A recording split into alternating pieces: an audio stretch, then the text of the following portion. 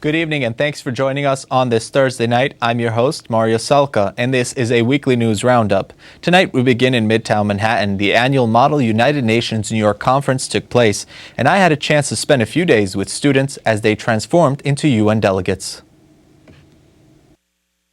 With great pleasure and anticipation for the week to come, that I am happy to declare NMUN New York 2015 open.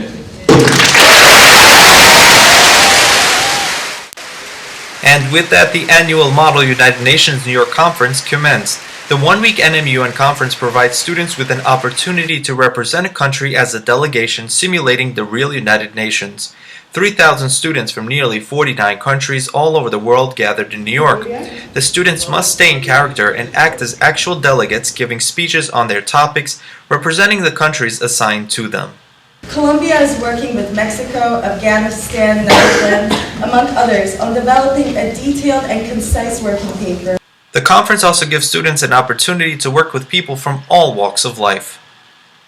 Amazing to be able to meet people from Germany, there were people from France, from Czech Republic. We had the honor of speaking with NMUN Secretary General, who had this to say. On the floor negotiating and writing papers and debating. It's really nice to see that we have people of our age ready to just sacrifice a whole week and a lot of sleep to just get together and debate about topics and then negotiate and vote on their resolutions. So it's really nice to see that we have a generation ready to act. The Secretary General also had this message for future delegates. By getting involved, we learn from each other, because here we're exposed to people from different cultures, different countries, different languages, but also representing opinions that have to be sometimes completely opposed to the opinions that we're supposed to represent. So it's very eye-opening. The conference also gives students an opportunity to simulate real-life issues. Dealing with the world's most pressing issues is always tough, and it's just interesting to see what actual diplomats go through in solving these issues with ISIS or hunger, women, mutilation, and stuff like that. After a long few days of intense negotiating and resolution writing, students headed to the actual United Nations to take part in voting procedures and closing ceremonies. The students had the opportunity to vote on their resolution and sit in the very seats that world leaders sit in during UN sessions. Later that afternoon, students heard from the Deputy Secretary General, Jan Eliason, who told the delegates to keep up the great work.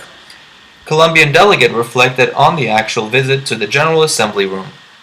Being in the General Assembly, the whole ambiance of the closing ceremony changed. The room had a glow to it, it had a different feel to it. You feel like you were part of something. By a very short majority, the meeting is adjourned until next year. And with that, the NMUN New York Conference concluded.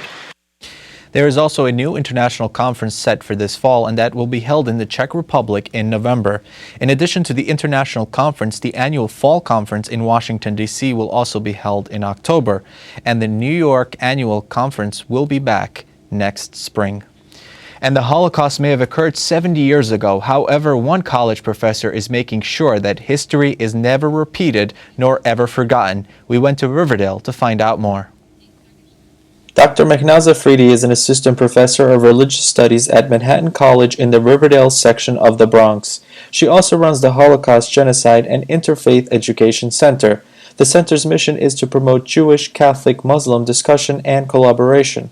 In the fall of 2014, Dr. Afridi created a fellowship that is a partnership with a local yeshiva. The fellowship partners Manhattan students with yeshiva students. We partnered together to do a year of events and conversations between survivors, a yeshiva student, and a Manhattan College student.